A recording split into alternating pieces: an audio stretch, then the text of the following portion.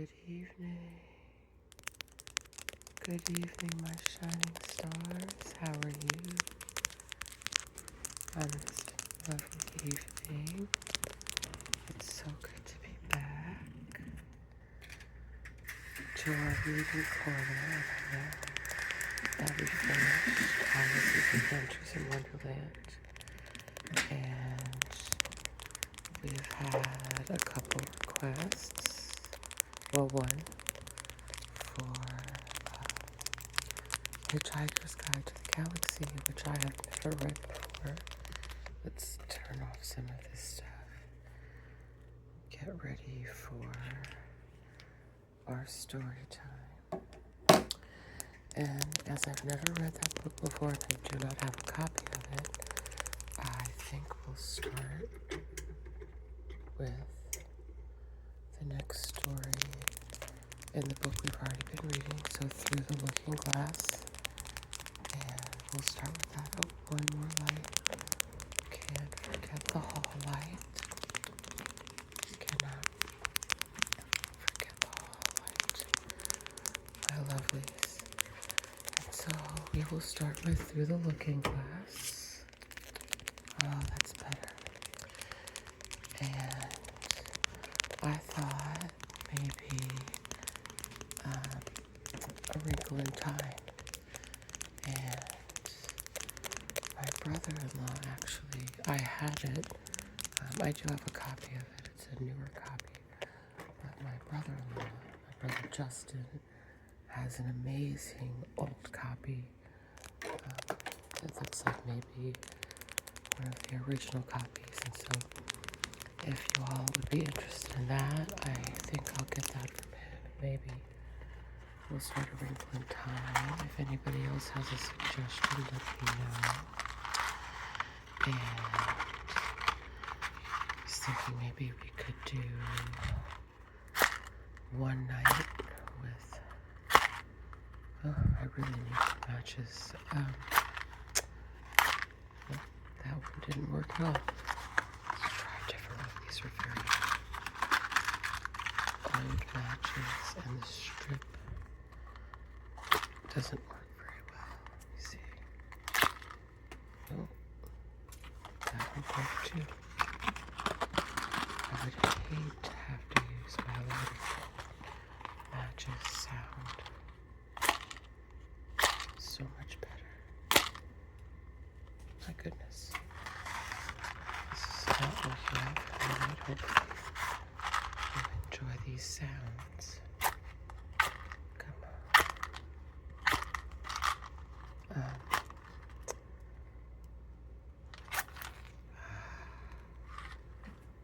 There we go. After I broke the first several. This one's going fast. It's fading fast. And this poor candle. We need a new candle. Is it not going to work? Oh no, we need our candle. Let's see, maybe this candle will work. So, maybe we will start with Through the Looking. That worked much better this time. Through the Looking Glass tonight. And I'll get that copy of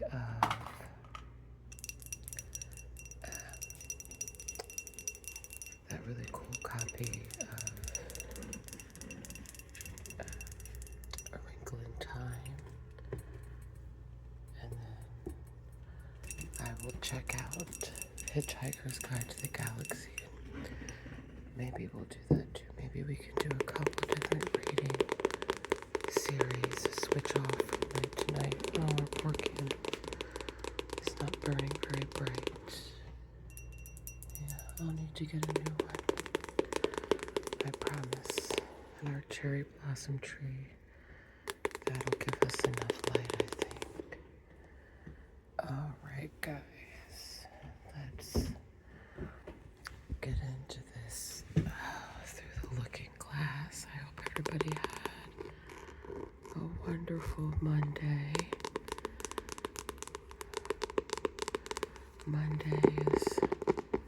standard day off normally. And I'm sorry I took a couple days off. Work has been very busy, and I had to go on a Sunday, and we're closed on Sundays, but we had a very big job to do, which required me to be there on Sunday, so I had to work 12-hour shifts Friday, Saturday, and Sunday, and it didn't leave me much time to do any reading, and so I'm very sorry about that, and I've missed you guys. So let's start through the looking glass tonight, my shining stars, and then maybe we can get into a wrinkle in time within the next few days. We will see. And I am going to get to a bookstore and pick up Hitchhiker's Guide to the Galaxy. And maybe see where that takes us. So, see how long it is. Where does Through the Looking Glass start? Let's see.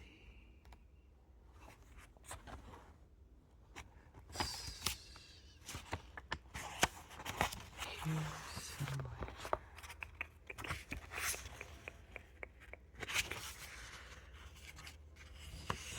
There we go.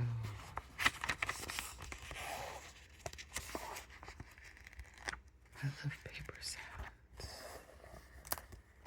It's one of my favorite triggers. Paper sounds. I don't know if any of you listening to gentle whispering ASMR. I'm sure you do if you're a fan of ASMR. She has some wonderful paper videos, different types of paper that she kind of does this with, and the different thicknesses. They sound amazing. Okay, I'll stop now. I just love chatting with you guys. All right, Through the Looking Glass. And I don't know that I've ever properly read this half of the book, so, and then thank you for letting me stumble through Alice's Adventures in Wonderland.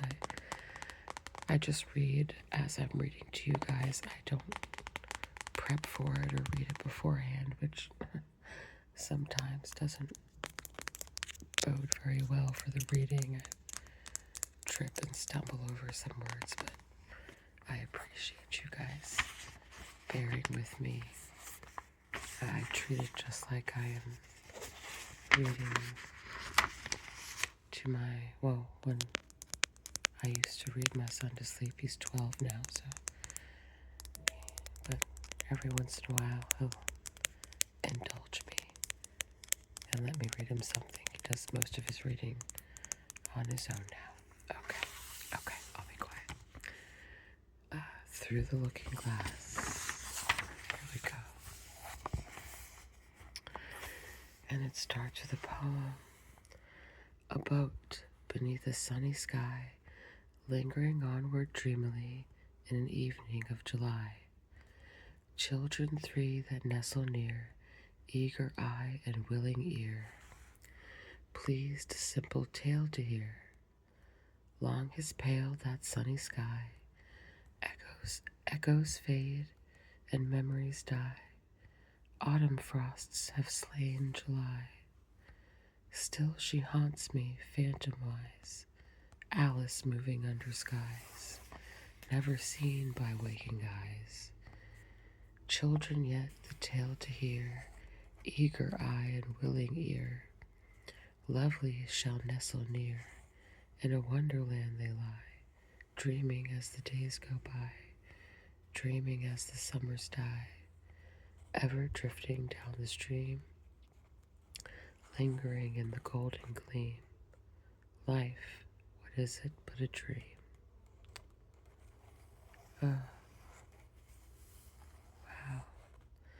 Editor's note: the initial letters of this poem, when read downward, give the full name of the original Alice. Alice Pleasance Liddell. Licleansendell.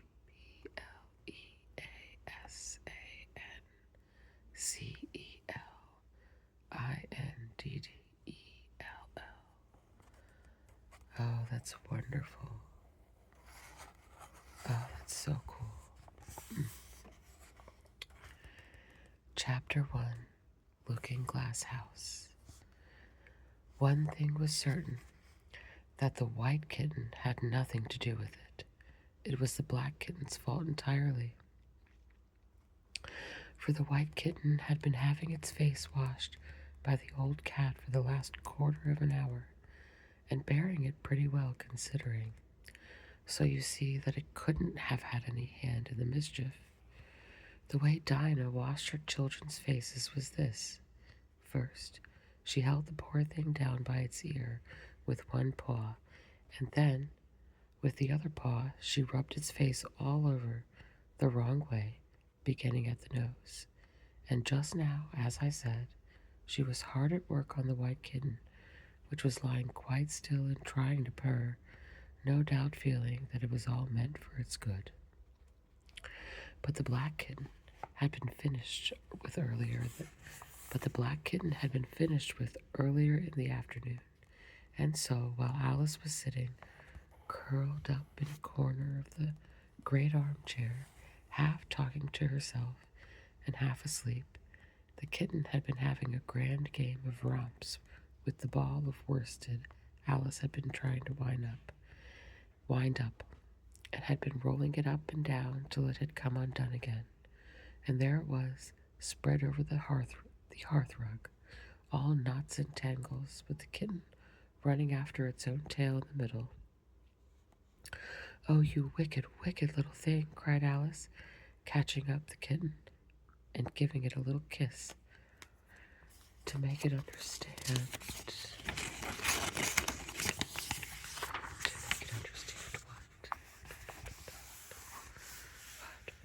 To make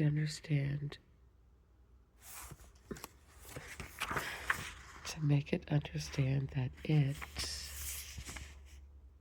was in disgrace. "Really, Dinah ought to have taught you better manners. You ought, Dinah, you know you ought," she added, looking reproachfully at the old cat and speaking in as cross a voice as she could manage.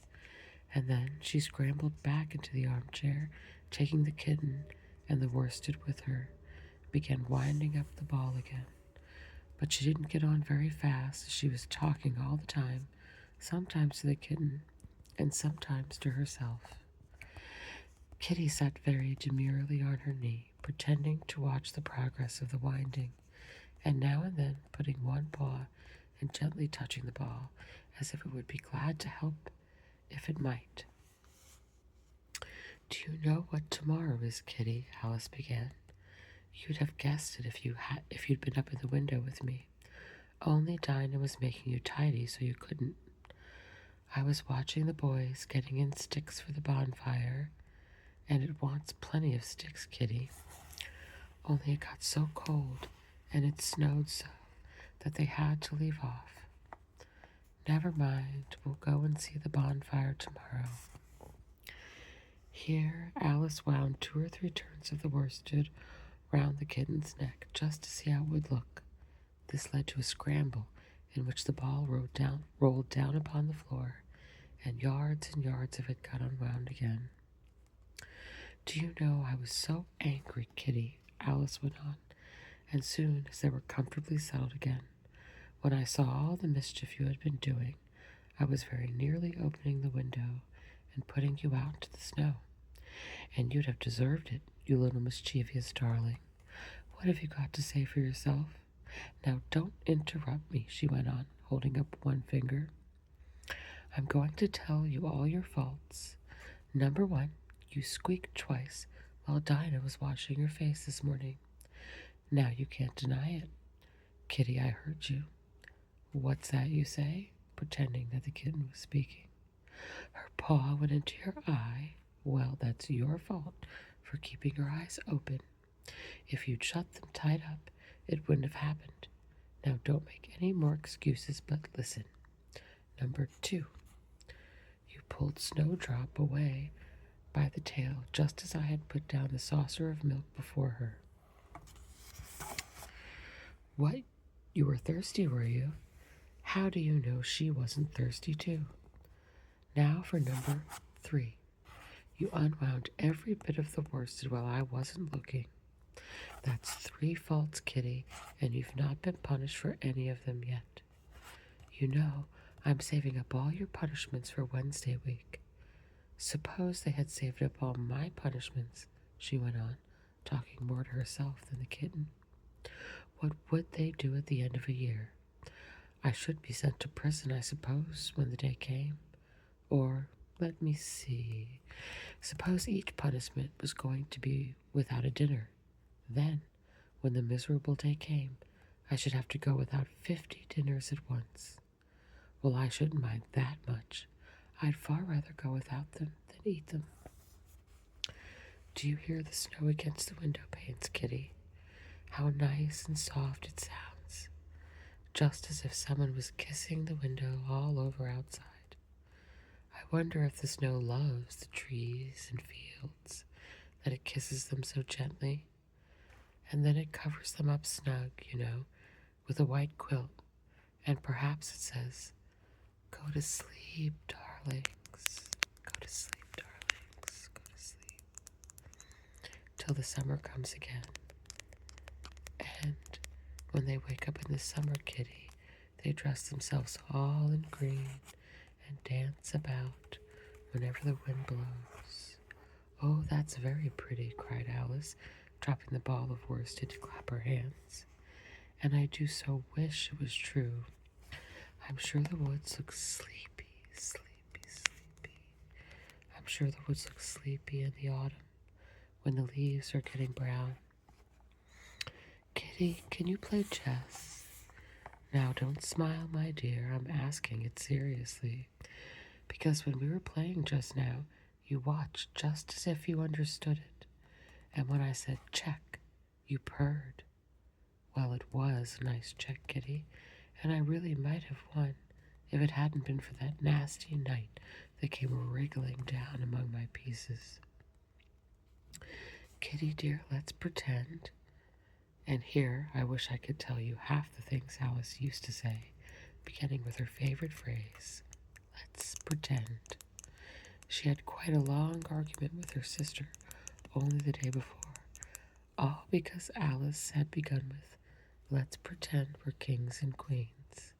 And her sister, who liked being very exact, had argued that they couldn't, because there were only 2 of them.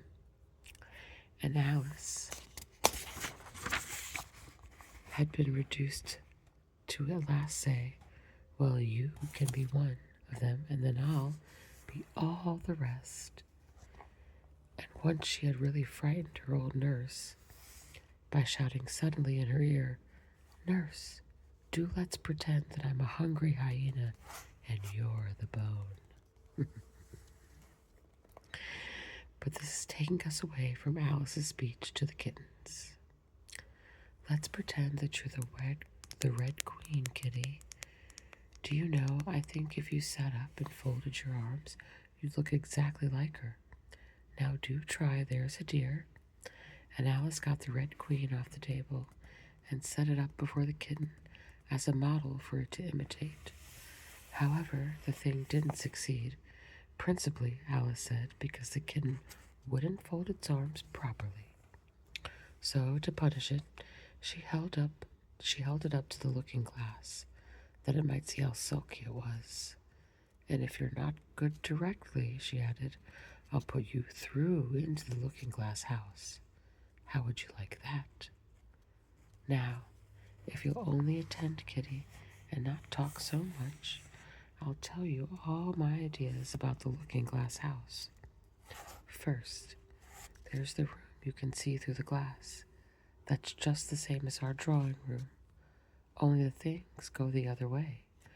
I can see all of it when I get up when I get upon a chair. All but the bit just behind the fireplace. Oh, I do so wish I could see that bit. I want so much to know whether they've a fire in the winter. You never can tell, unless our fire smokes. Then the smoke comes up in that room. Then the smoke comes up in that room too. But that may be only pretense, just to make it look as if they had a fire. Well, then, the books are something like our books, only the words go the wrong way. I know that because I've held up one of our books to the glass, and then they hold up one in the other room. How would you like to live in a looking-glass house, Kitty? I wonder if they'd give you milk in there. Perhaps looking-glass milk isn't good to drink. But oh, Kitty, now we've come to the passage. You can see just a little peep of the passage in Looking-Glass House if you leave the door of our drawing room wide open. And it's very like our passage as far as you can see, only you know it may be quite different on beyond. Oh, Kitty, how nice it would be if we could only get through into Looking-Glass House. I'm sure it's got, oh, such beautiful things in it. Let's pretend there's a way of getting through into it somehow, Kitty. Let's pretend the glass has got all soft like gauze so that we can get through. Why, it's turning into a sort of mist now. Why, it's turning into a sort of mist now, I declare. It'll be easy enough to get through. She was up on the chimney piece while she said this, though she hardly knew how she had got there. And certainly the glass was beginning to melt away, just like a bright silvery mist. And there's Alice, up on the chimney piece. What do they call it? Chimney piece.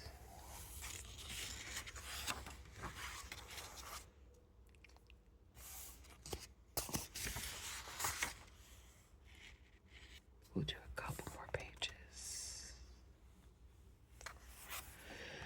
In another moment, Alice was through the glass and had jumped lightly down into the looking-glass room. The first very thing she did was to look whether there was a fire in the fireplace, and she was quite pleased to find that there was a real one, blazing away as brightly as the one she had left behind. So I shall be as warm here as I was in the old room, thought Alice, warmer in fact, because there'll be no one here to scold me away from the fire. Oh, what fun it'll be when they see me through the glass in here and can't get at me.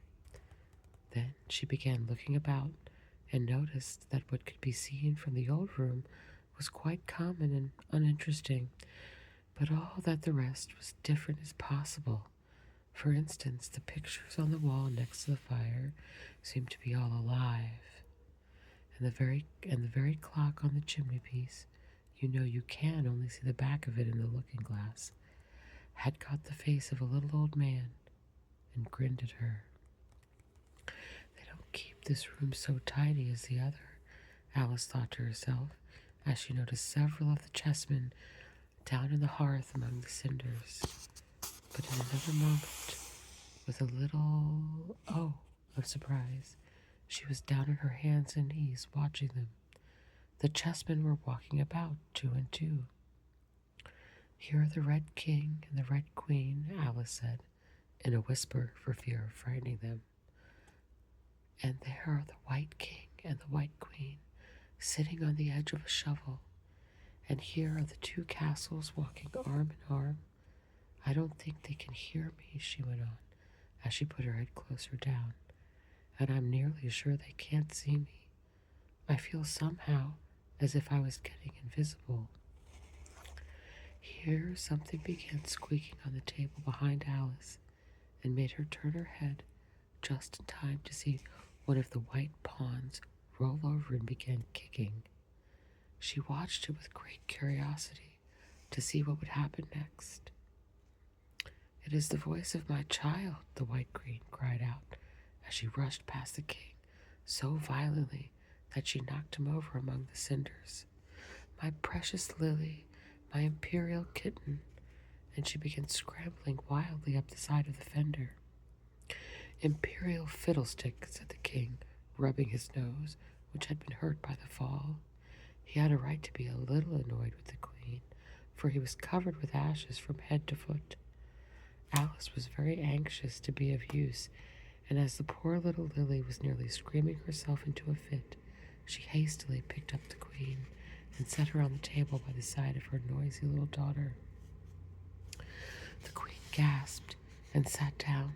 The rapid journey through the air had quite taken away her breath, and for a minute or two she could do nothing but hug the little Lily in silence. As soon as she had recovered her breath a little, she called out to the White King, who was sitting sulkily among the ashes. "Mind the volcano?" "What volcano?" said the king, looking up anxiously into the fire, as if he thought that was the most likely place to find one.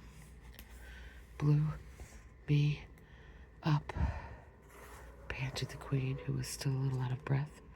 "Mind you come up the regular way. Don't get blown up." Alice watched the White King as he slowly struggled up from bar to bar, till at last he said, "Why, you'll be hours and hours getting to the table at that rate. I'd far better help you, hadn't I?" But the king took no notice of the question. It was quite clear that he could neither hear nor see her. So Alice picked him up very gently and lifted him across more slowly than she had lifted the queen, so that she mightn't take his breath away. But before she put him down on the table, she thought she might as well dust him a little. He was so covered with ashes. She said afterwards that she had never seen in all her life such a face the king made when he found himself held in the air by an invisible hand, being dusted. He was far too much astonished to cry out, but his eyes and mouth went on getting larger and larger, rounder and rounder, till her hand shook so with laughing that she nearly let him drop on the floor. "Oh, please don't make such faces, my dear," she cried out, quite forgetting that the king couldn't hear her. "You make me laugh so that I can hardly hold you. And don't keep your mouth so wide open. All the ashes will get into it. There.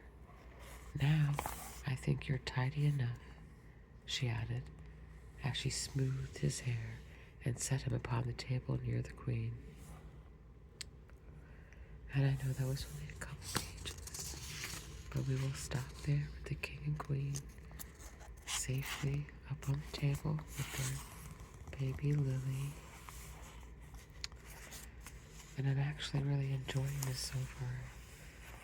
I don't remember if I've read it. It's been a long, long time. So I think this would be a good place to start. And it's a good place to stop for tonight.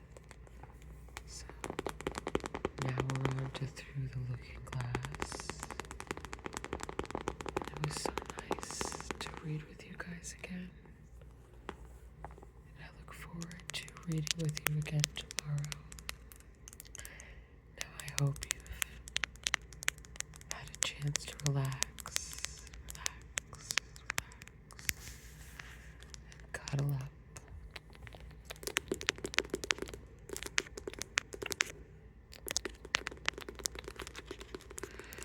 And now it's time to go to sleep,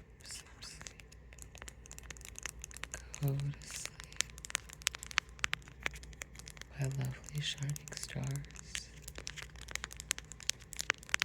And I'll be right back here